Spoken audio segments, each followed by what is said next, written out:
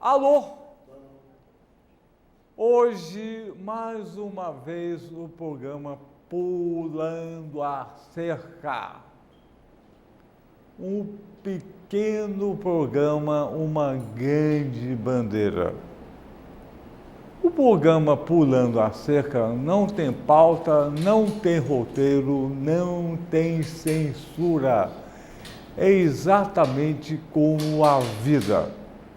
Hoje, dia 5 de julho de 2013, o Pulando a Cerca sempre foi uma grande homenagem à população brasileira que sempre pulou a cerca e atualmente está pulando menor, mais.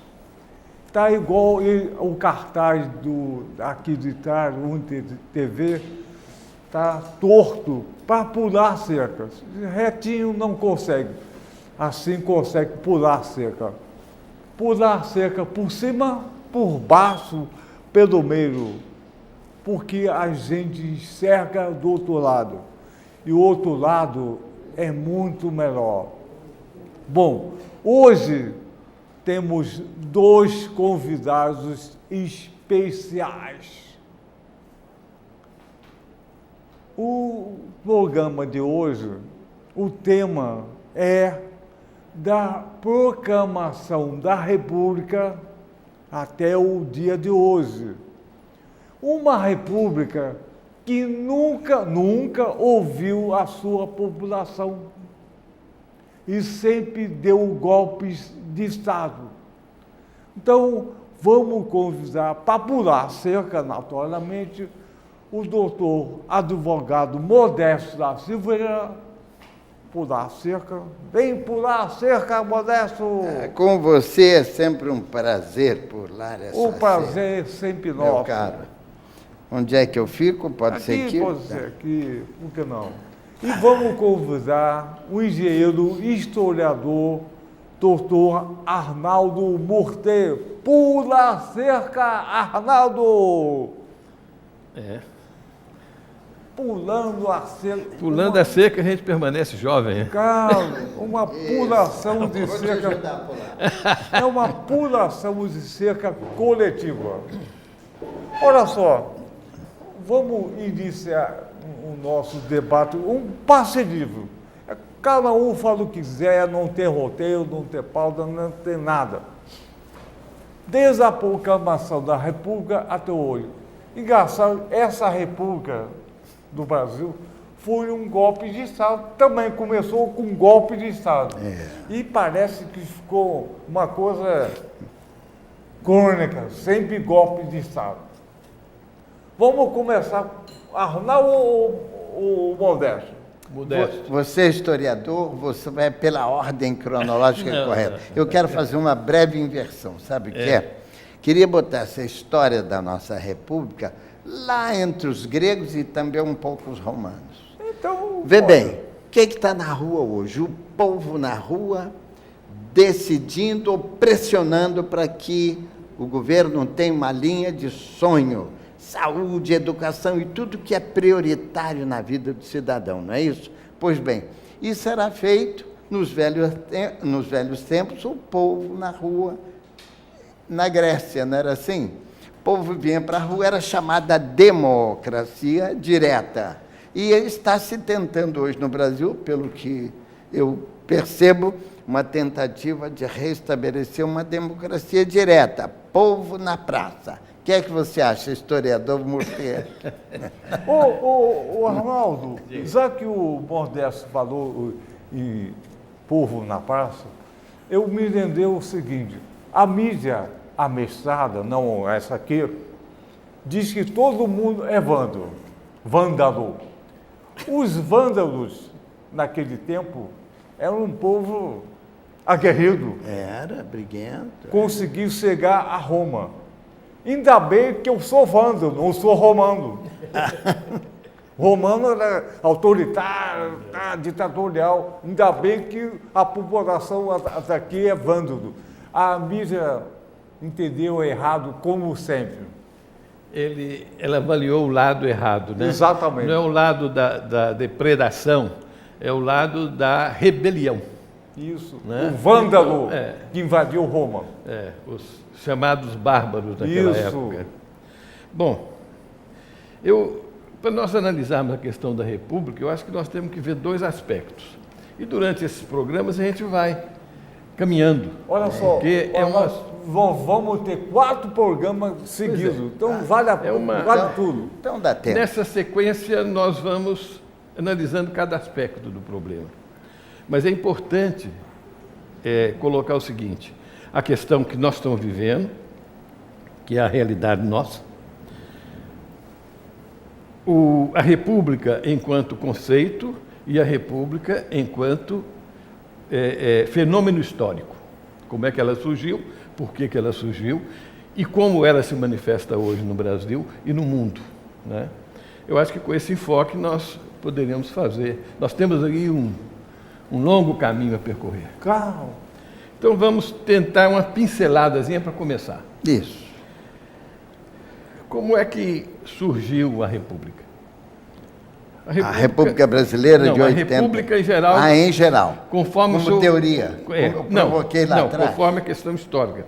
Na sua proposição, de voltar lá atrás. A República, enquanto conceito institucional, ela nasceu realmente nas ilhas gregas, né? no Mediterrâneo, e também nas costas da África e da Ásia Menor e da Europa, envolvendo o Mar de Creta e o Mar Egeu, e que se estendeu pelo Mediterrâneo afora, né? Para a Península Itálica, toda a costa africana até Gibraltar e toda a costa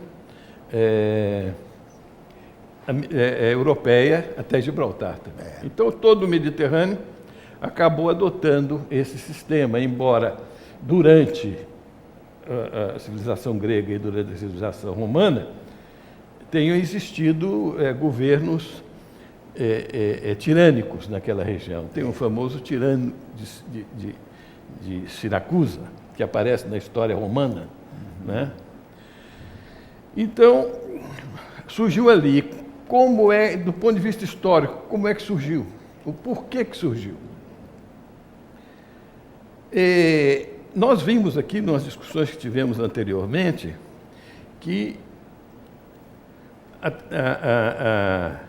depois que o homem se organizou, a humanidade se organizou em tribos e em estados,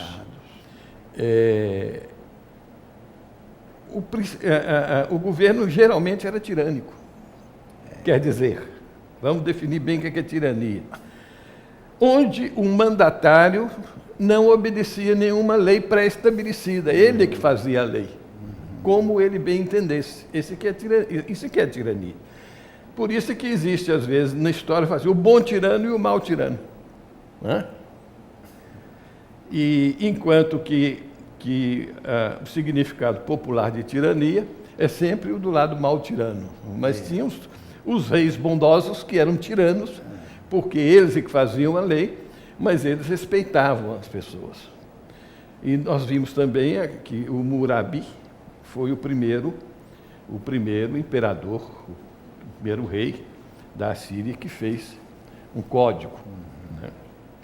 Bom, mas por volta de 1200 a.C., houve um fenômeno chamado Revolta dos Povos dos Mares.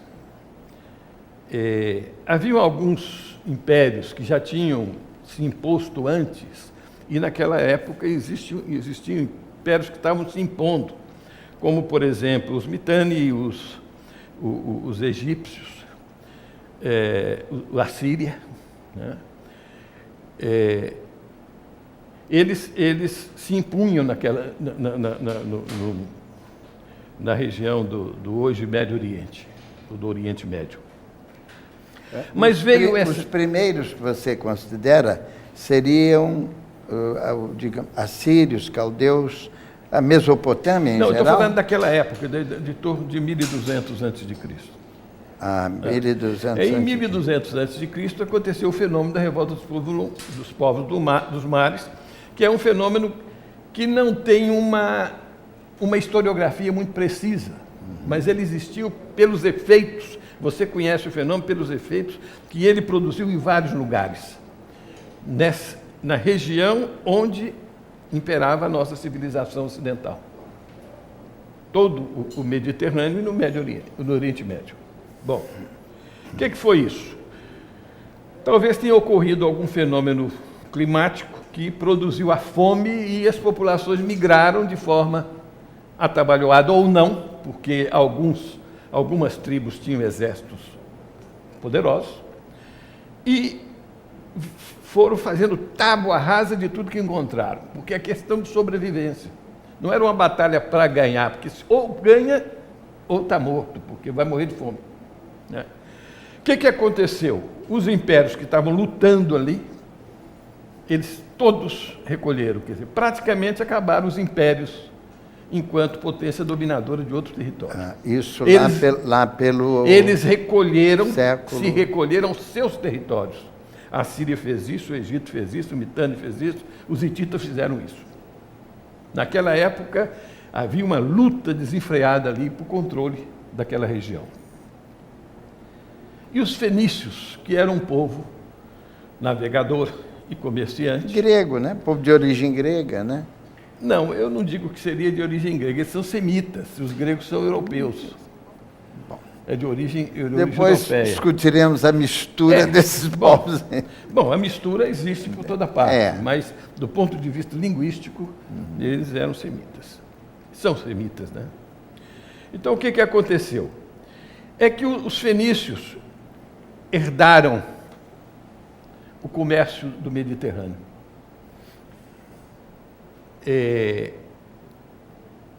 Dos gregos. Micenas era a capital do comércio e da navegação. Micenas foi destruída naquele período. E os fenícios, que eram os que estavam mais bem organizados, e eles sempre tiveram uma boa defesa das suas cidades, que eram portos, eles tomaram conta da navegação. Eles tinham madeira para fazer os barcos. Né? O famoso cedro. Cedro ali da... E eles tomaram conta da navegação. Como eles eram um centro comercial e tinham todas as informações que vinham de todas as partes, eles difundiram aquelas informações pelo Mediterrâneo. Então, os povos daquelas ilhas e das costas do mar Mediterrâneo foram muito bem informados sobre as coisas que se falava no mundo, as ideias que eram criadas ou eram praticadas pelo mundo afora, naquele mundinho, mas que na época representava muita coisa. Bom, dentre elas veio a cidade-estado. Mas a cidade-estado que imperava, que nasceu na Suméria e que imperava naquela região, era administrada tiranicamente.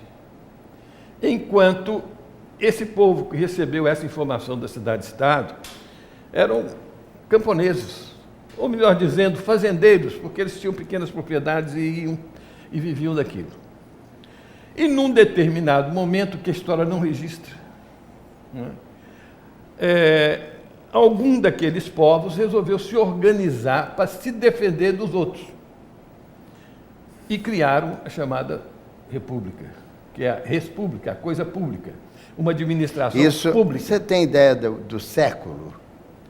Em torno do século XIX e 8 a.C.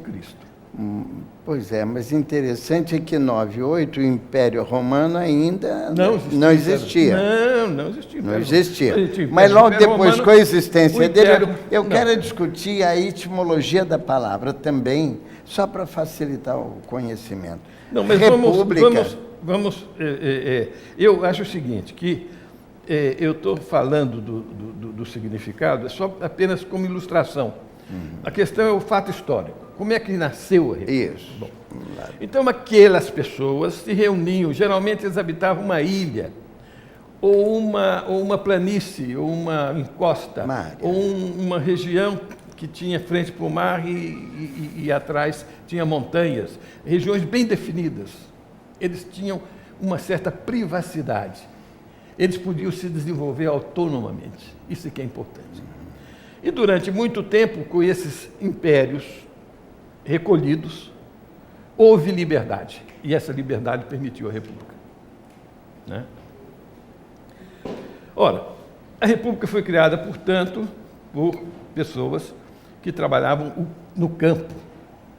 E eles eram proprietários, portanto. A República foi fundada por proprietários de terra. Essa questão é muito importante para você ver como é que ela evoluiu. Né? E é por isso mesmo que, quando ela chega na Grécia, com a Grécia já uma civilização, você verifica que os cidadãos da República representavam cerca de 1/3 da população só, que eram os proprietários de terra. Eram os homens, os homens proprietários de terra. Livres e Quer dizer, proprietários. as mulheres estavam fora e estavam fora os estrangeiros, os artesãos, aqueles que não eram proprietários. Depois, com o tempo, foi se agregando mais pessoas que praticavam outras atividades. Breve na condição intervenção, se de você cidadão. permitir. Guardem bem essa informação pelo seguinte: eram cidadãos proprietários, portanto, não era o povo comum, eram os homens livres. E este princípio permaneceu e permanece ainda até em alguns países. Isto é, no Brasil, por exemplo, até em 89, com a nossa República, só quem votava era cidadão proprietário e, dependendo da propriedade, maior ou menor riqueza, ele só votava ou no município, na província ou no império. Era o voto só o censitário. rico. Era de qualidade. É de qualidade. Qualidade Aquele voto, econômica. O voto que era dado apenas aos contribuintes da Receita. Então, Arnaldo, vamos pensar. A República ou Res Pública, a responsabilidade pública é sobre a propriedade. Não, peraí. Começa assim. Nós não falamos de conceito, nós falamos do fenômeno histórico. Isso. O conceito. Então, nós podemos ir para o conceito. Depois a gente fala sobre a história da República, porque é muito longa. Né? O Mas conceito. temos outros programas. Vamos ver o conceito. Ora, para nós podermos compreender o conceito de república, nós temos que saltar aos iluministas franceses. Saltar o quê? Aos iluministas franceses. já, Porque século. quem de fato concebeu esse conceito de forma precisa foi Rousseau. Né? E o que Rousseau dizia no seu livro Contrato Social? É que os homens, num determinado momento, eles tinham que enfrentar uma situação que era a agressão externa. Podia ser da fera e podia ser de outro estado, de outra comunidade. Né? E ele só tinha uma maneira que ele conseguia a sua sobrevivência e manter um certo grau de liberdade, que era se associando aos demais. Então, essa associação, você se doa plenamente a ela. Quer dizer, você assume um compromisso integral com o par, quer dizer, com aquele que tem o mesmo direito, seu igual, que é o cidadão. Aí é que aparece o conceito de cidadania. Cidadãos são aqueles que aceitam esse pacto de e que unidade, preenche as exigências da época. De unidade. E eles, então, consolidam esse pacto numa coisa que o Rousseau define como contrato social. Daí o livro dele se chama Contrato Social. Não foi ele que descobriu o número de contrato social, porque o contrato social já existia. Na prática. Em filósofos anteriores, já se falava em contrato social. Quer dizer, é um pacto comunitário. Né? Mas ele define muito claramente. Então é o seguinte, o homem era um ser livre, ele podia praticar o que ele quisesse. Aí tem uma grande discussão filosófica para saber se o homem, ao aderir ao Estado, ele estava abrindo mão de sua liberdade. Aí é um conceito fantástico, porque isso abre mão da liberdade, você pode dizer que sim, mas que liberdade que ele abre mão? Ele abre mão da liberdade de tirar a liberdade do outro. É só essa que ele abre mão. Porque o que ele é obrigado a fazer é respeitar a liberdade do outro. Então, a cidadania é exatamente isso. Quer dizer, as pessoas que se reúnem numa sociedade e aceitam a condição republicana, eles passam a ser cidadãos e, como cidadãos, eles têm que se respeitar mutuamente. Isso é fundamental para nós compreendermos toda a questão histórica. Isso é aquela parcela da sociedade que tinha direito de ser o cidadão.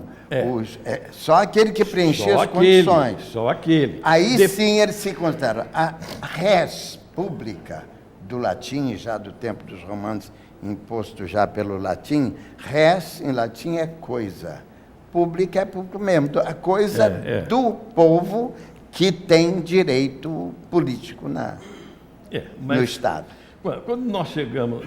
Na Grécia, você tem aquela proporção, em torno de 1/3, 30%, 1/3 da população era cidadão.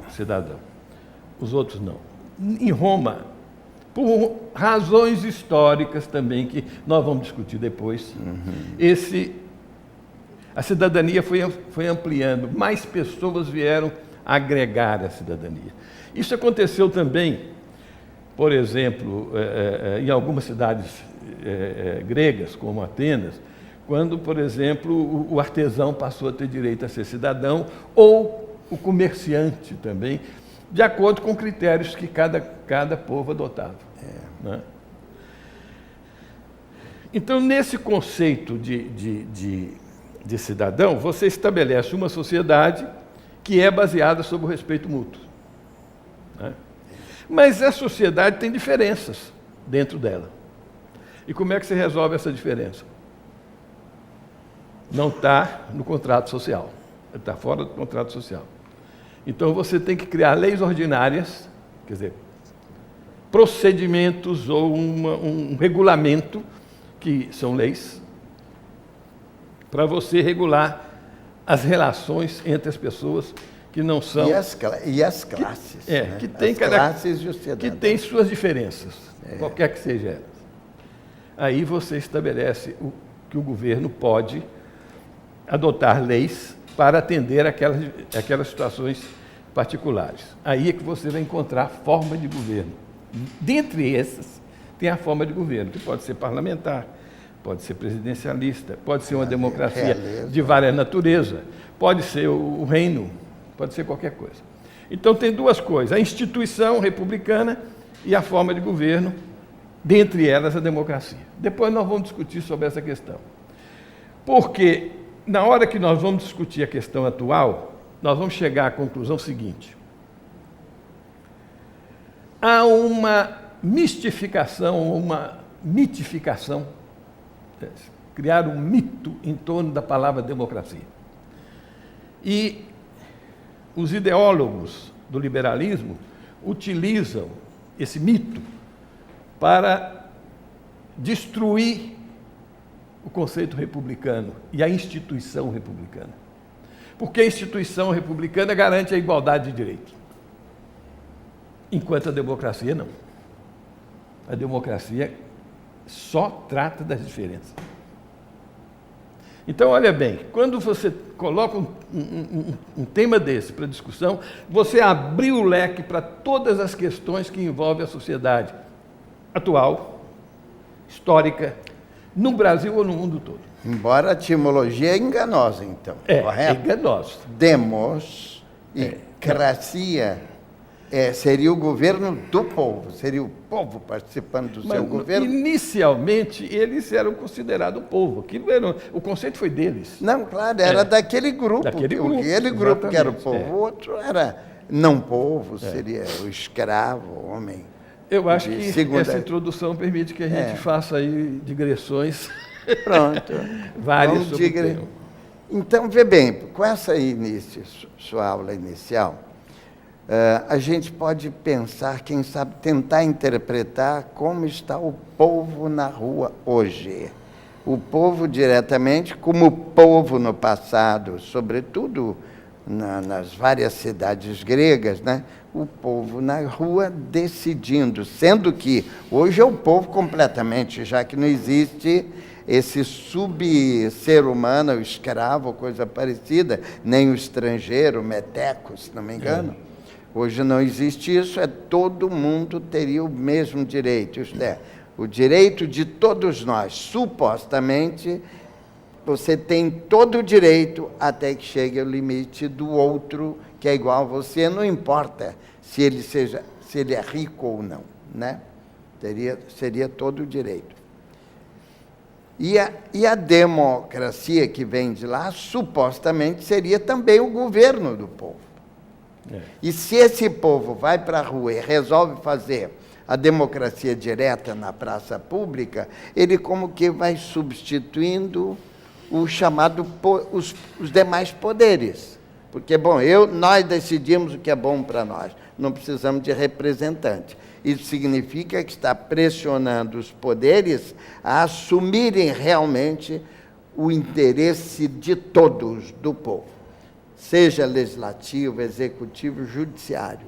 Os tradicionais 3 poderes estão vendo, ouvindo da rua, se for uma coisa organizada, sem abuso, sem vandalismo, digamos assim, então eles estão apontando o caminho do desejo do povo.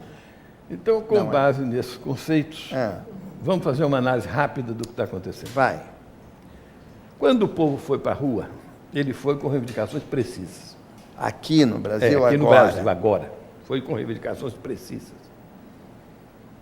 Nós queremos serviços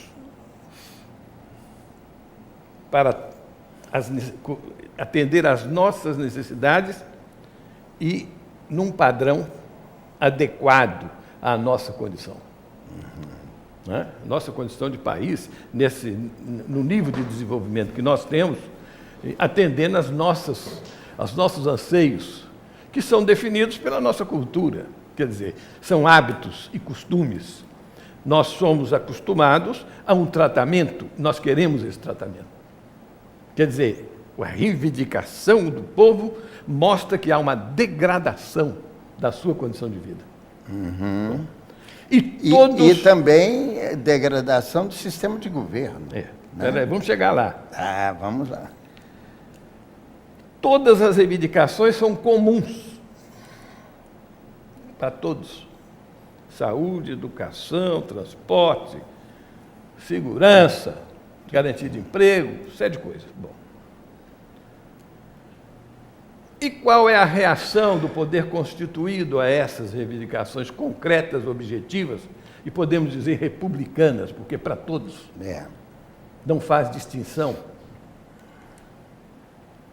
É pautar, colocar itens. Isso. Alguns que nem estão na reivindicação. E outros que estão contrário àquilo que se reivindica. Não ostensivamente, mas na prática. Por exemplo, essa reforma política não está na reivindicação da rua. E a questão da estabilidade, da estabilidade da moeda, quer dizer, da inflação, e a questão tem vários itens que não estão ainda. Da administração dos recursos, que é a chamada responsabilidade fiscal, também não foi tocado. E essas duas questões são o sustentáculo do modelo que conduziu ao desfazimento do serviço de atendimento ao público. Aí vem então, olha bem, sistema eleitoral. Você responde com 5 itens. 2 deles contrários às manifestações e 1 alheio à manifestação e 2 imediatistas. O que é só reduzir o valor da tarifa? que hoje você abre o jornal e está lá assim, IPEA. IPEA é uma instituição governamental. Houve 67% de aumento, além da inflação dos transportes públicos nos últimos 10 ou 20 anos. Pronto. Está aí, ó. A razão do povo está explícita no estudo técnico do principal órgão do governo. 67 acima. Por aí, 57 ou 67. Eu não guardei exatamente o número, mas é só abrir o jornal de hoje. Está lá, na primeira página, se não me engano. Então, olha bem, a reação que vem de lá, dos representantes do povo, é de desconversar aquelas questões que o povo colocou como essenciais, e são essenciais. Porque você não pode perder 5 horas por dia no transporte para ir e voltar do trabalho. Porque você não tem nada, você não vive. Porque você faz as contas do tempo que sobra, só sobra para você dormir. Né? E para as suas necessidades pessoais, físicas, comer e etc. Dormir e trabalhar e voltar do trabalho. Você não pode ver seu filho. Você não pode conversar com o filho. Você imaginou um troço desse? Aí você pega o caminhoneiro, que é um outro caso. Eu conheço desse troço de caminhão porque durante um tempo eu estava na estrada todo dia, porque eu fui construtor de estrada. O caminhoneiro pega o caminhão dele, é autônomo. Ele transporta uma carga sob contrato para aquele transporte. Ele pode estar vinculado a uma cooperativa, ou pode estar vinculado a uma empresa que é agenciadora, ou pode ser totalmente autônomo. Então, esse caminhoneiro está transportando numa estrada de péssima qualidade. Aí vem o neoliberalismo e diz, vamos privatizar para melhorar. Ora, melhora porque você arranca o dinheiro da população, os impostos, para pagar o concessionário para fazer a obra. Ora, você poderia fazer a mesma coisa cobrando imposto e fazendo a obra. Não precisava do concessionário. Né? Bom, mas foi o caminho que eles acharam que era o melhor. Aí melhora a estrada para o caminhoneiro. Na hora que o caminhoneiro consegue fazer mais transporte, se eu tenho a mesma frota e eu gasto menos tempo, né? Eu sou capaz de transportar mais. E se eu sou capaz de transportar mais, eu tenho uma oferta de transporte maior. E o que o usuário faz, que é o fabricante, o comerciante? Não, diminui o preço porque ele tem uma oferta. Ele pode escolher o caminhoneiro que vai transportar a carga dele. Eu estou falando do pedágio. Peraí, nós estamos discutindo a tarifa. Então o caminhoneiro não ganhou nada com aquilo. Mas quando é privatizado, como é privatizado, ele tem que pagar também. Né? Então fica esse jogo, o caminhoneiro não ganhou nada. Porque quem ganha é quem tem o controle da atividade econômica, que é o fabricante ou é o comerciante. O caminhoneiro é um simples prestador de serviço. Aí, encolhe. Ele não tem dinheiro para repor a frota, porque não dá lucro. Ele só sobrevive. E tem que administrar uma poupança para poder ter dinheiro para comprar o caminhão, porque o desgaste do caminhão é diário. Você tem uma perda de valor do caminhão que tem que ser reposta de uma vez só, na compra de um caminhão novo. Né? O que acontece? Eles financiam o caminhão lá para frente. Aí o cara, para poder pagar o caminhão novo, ele tem que redobrar no trabalho. E o pau come. E aí ele chega no estafa. Ele toma bolinha. E ao tomar bolinha, ele perde o controle do veículo e provoca acidente e está provocando a morte de 50 mil pessoas por ano no Brasil. Então, essa brincadeira está custando 50 mil vidas por ano. Essa molecagem, vamos dizer assim. Agora é o seguinte, só completando a coisa. Então, meu filho, qualquer terreno que você for analisar, educação, saúde, segurança, transporte, etc., né, você vai chegar à seguinte conclusão. Se houvesse um governo republicano no Brasil, que Realmente. é o interesse coletivo, se impor ao interesse particular, todas essas reivindicações teriam que ser aceitas integralmente.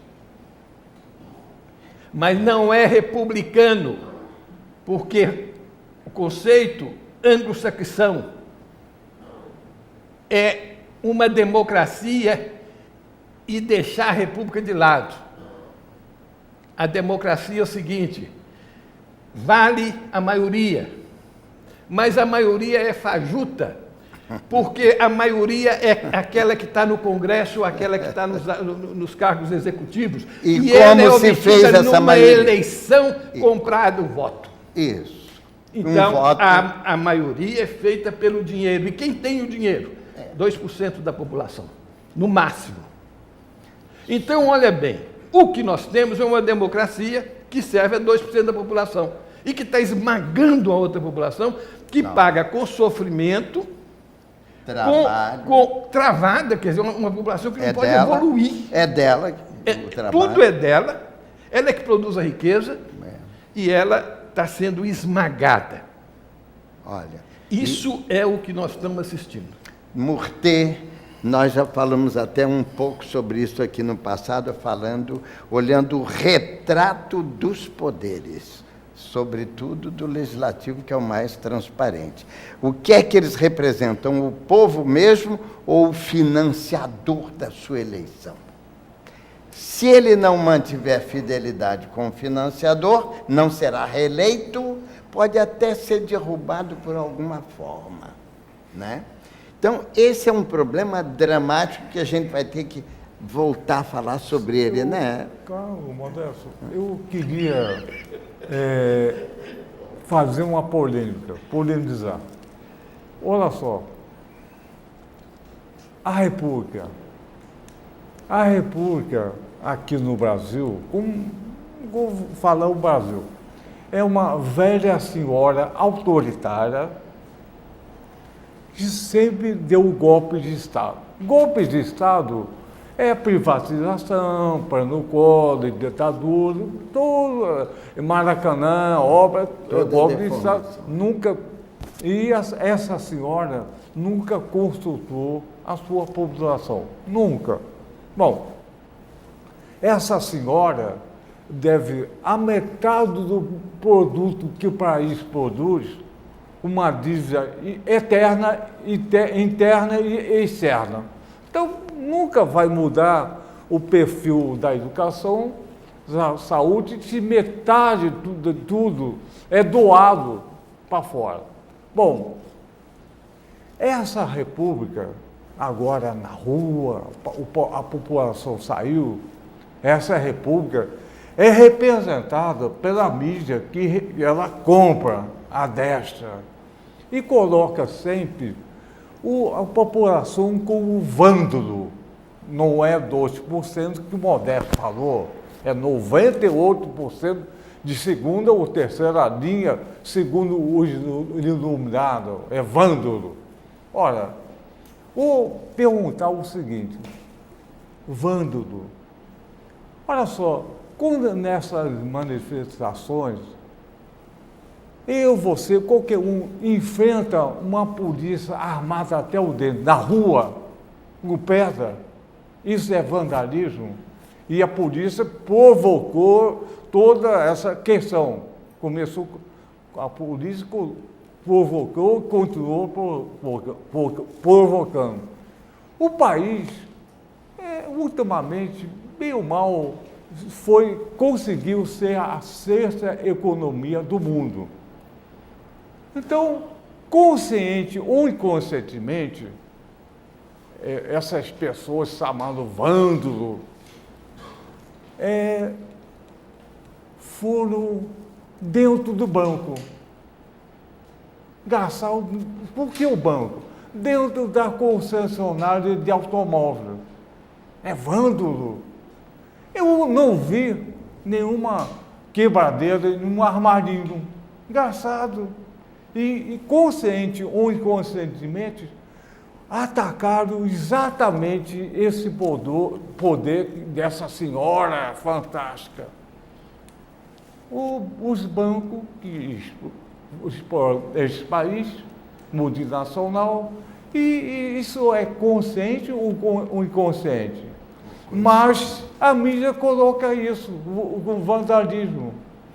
E foi uma coisa mais ou menos de classe média. A classe média agora está apertado, não pode empregar, e assim foi.